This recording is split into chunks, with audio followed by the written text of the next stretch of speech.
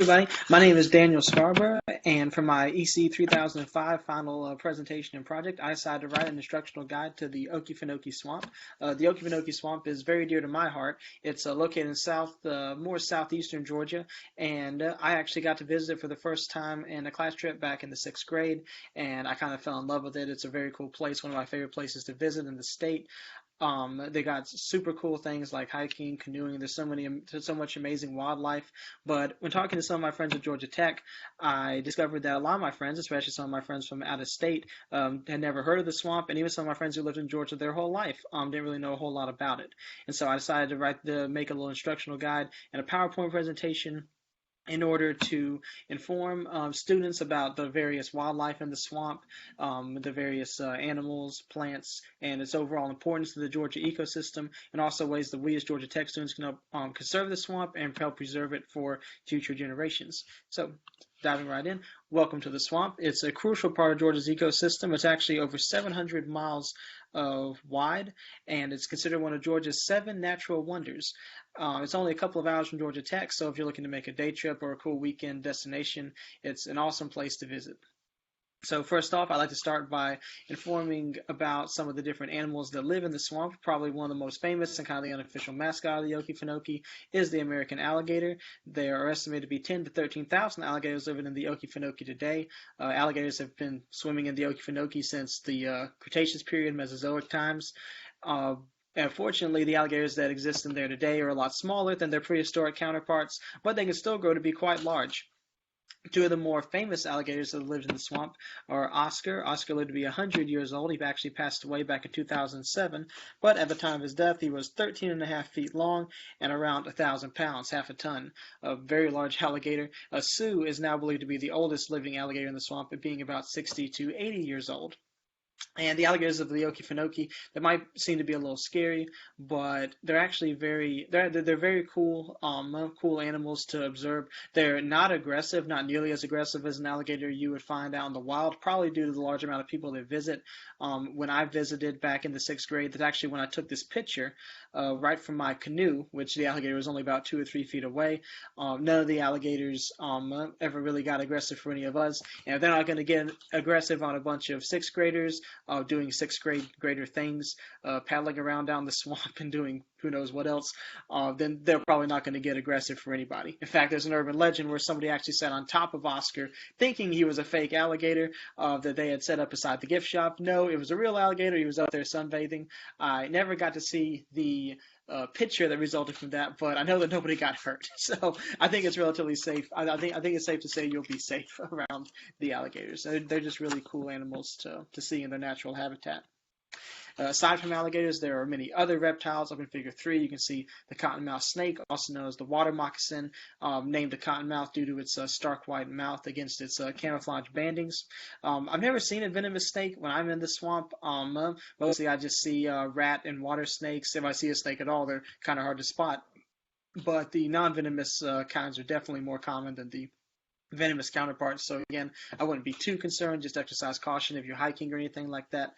Figure 4 shows actually a heron. I believe that's a blue heron, also known as an old man. You can't really see it in that picture super well, but they actually have beards that dip down, and they're very cool birds, very majestic. You can also see ducks and many other migrating birds.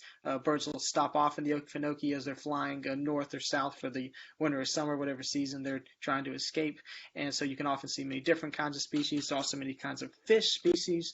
In Figure 5, you can see different kinds of gar, which almost resemble alligators with their large bills. There's also multiple kinds of catfish, named catfish because they actually have little whiskers, which are actually feelers that they use to help navigate. And there's also different kinds of mammals. Figure 6 shows a beaver dam. Beavers are probably one of the best engineers in Georgia that are not Georgia Tech graduates. I'm just kidding. But they are really cool engineers. They build their huts and homes out of various sticks and mud and rocks. Incredible structures. You can see them throughout the swamp. There's also multiple kinds of deer, most commonly the white-tailed deer, named as, you can probably guess why. They have little white specks on their tail, and all sorts of different wildlife, including various forms of plant life like Spanish moss hanging from the trees. That's just really cool to see. And aside from the various plants and animals, the Okefenokee is very important to Georgia's overall ecosystem. It's actually the base, or what they call the headwater, meaning it's the source for the St. Mary's River, which heads east and empties out into the Atlantic, and the Swanee River, which flows south and empties into the Gulf of Mexico, filling countless streams and rivers that come off of those two big ones. And so it's very important that the Okefenokee remains clean, or else the effects on the ecosystem could be catastrophic. Unfortunately, there are lots of ways that you can help the swamp. One of the best ways to help the swamp is honestly just to drive on down and take a visit. There's a small fee to get into the park. I don't believe it's any more than $5 for a day pass, and you can do all sorts of really cool stuff. You can go canoeing, you can go hiking, you can tour some different buildings that they have, buildings that have been there.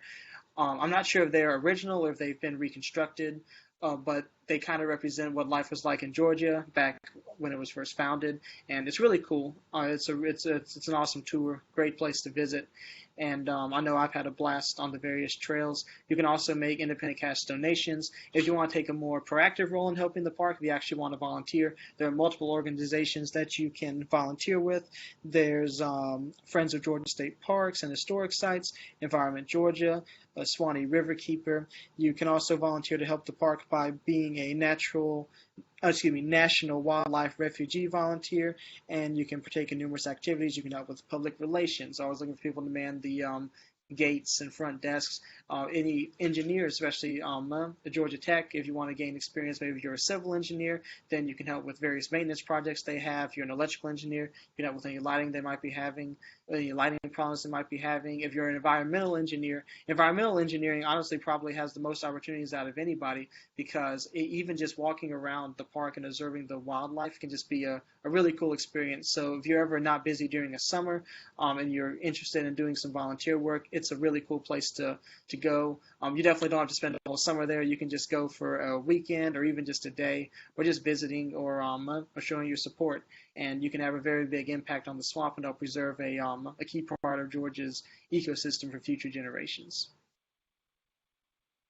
And all right, I don't have near much time in a 10-minute presentation to dive into all the various things that make the Okefenokee special. It's just a very awesome place that provides a refuge for a wide variety of life. It's also very important to Georgia's waterways as a whole, and there are lots of ways that we at Georgia Tech students can open and go and visit it. I'd encourage you to go out and take a weekend trip with your friends.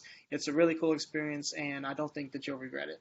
So thank you very much. And if we're in distance learning right now, but if anybody is interested, if you visit these links on the PowerPoint, they have all sorts of different ways that you can help provide further resources that you can look at and learn even more about the swamp.